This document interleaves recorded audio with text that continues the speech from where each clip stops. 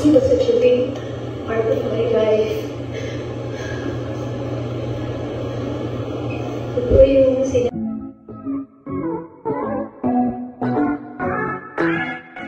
Jackie Lou Blanco, madamdamin at emosyonal ang naging eulogy para sa asawang si Ricky Davao.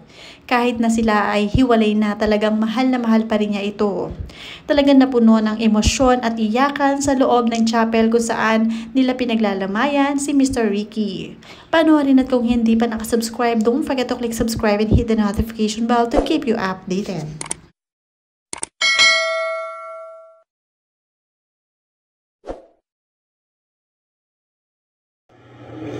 Even if we did not end up together,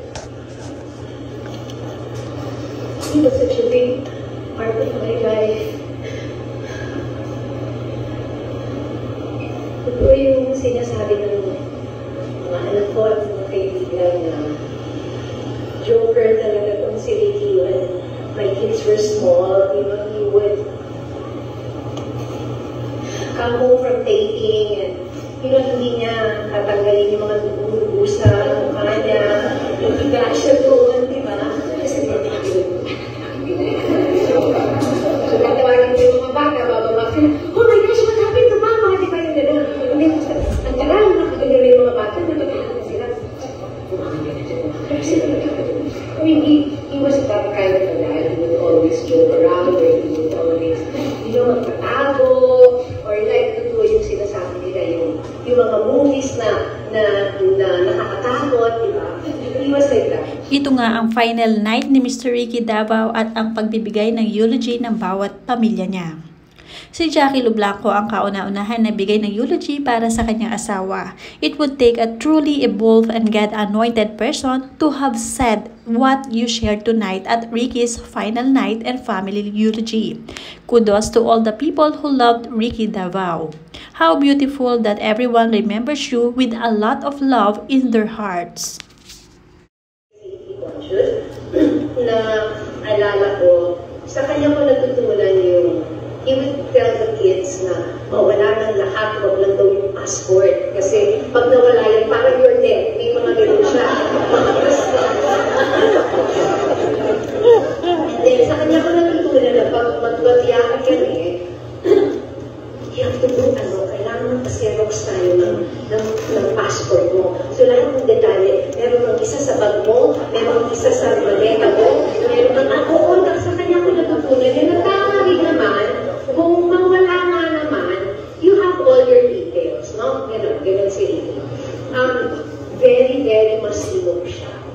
As in, naalala ko, when I was younger, we had an office that took care of everything. So, yung parang, hindi mo masyadong marunong sa cheque, yung gano'n. Siya yung nagturo sa akin yun. Tapos siya yung nagturo na kailangan mag-ipon ka, para you get from your sweldo, magtabi ka ng 20% or 30%, very, very, very, very masinop si Ricky. When we got separated, things were not okay for a while. Si Ricky kasi, masyado mataas yung pride. That's just how he was.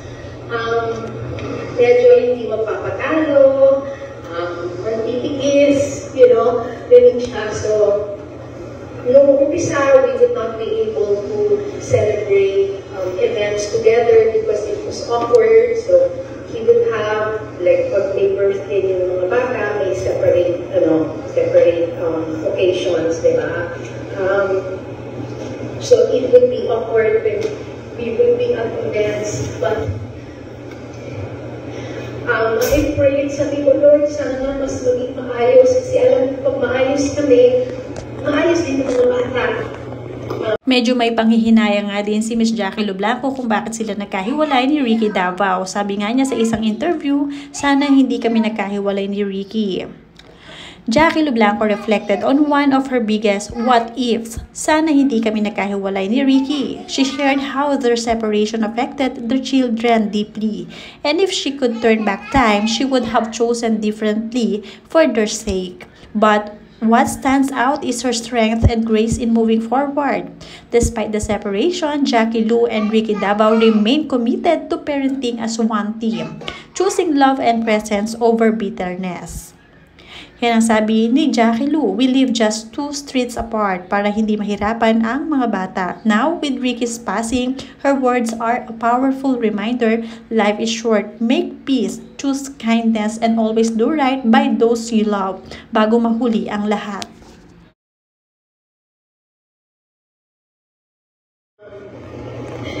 When my apo was born, the son of Ken, I said, sana yung apo ko yung maging one of the ways na maging okay. And there was an occasion that I don't know if I reached out to him or his sister reached out, and he said yes, he was gonna go. So we were so happy.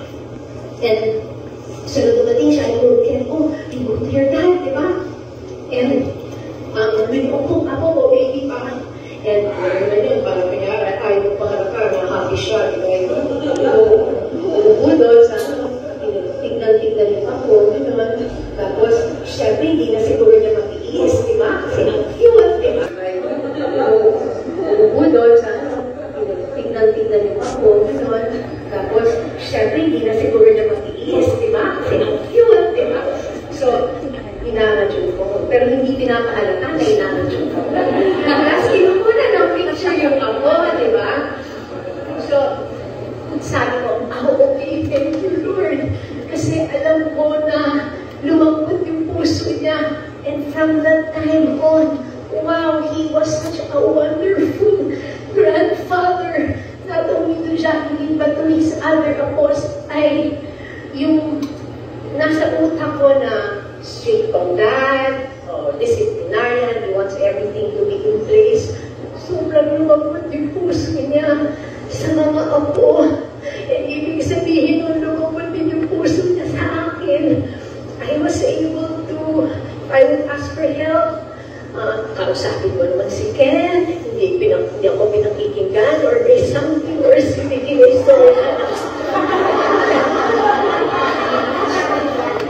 Sorry. Like, he would not, I would say, oh, sige, please talk to him naman, you know, he needs your advice, you know, aside from me. And he would not answer me. Pero kaagad, may sagot. Hindi sabihin, ginawa na niya ng paraan. No? Ginawa na niya ng paraan.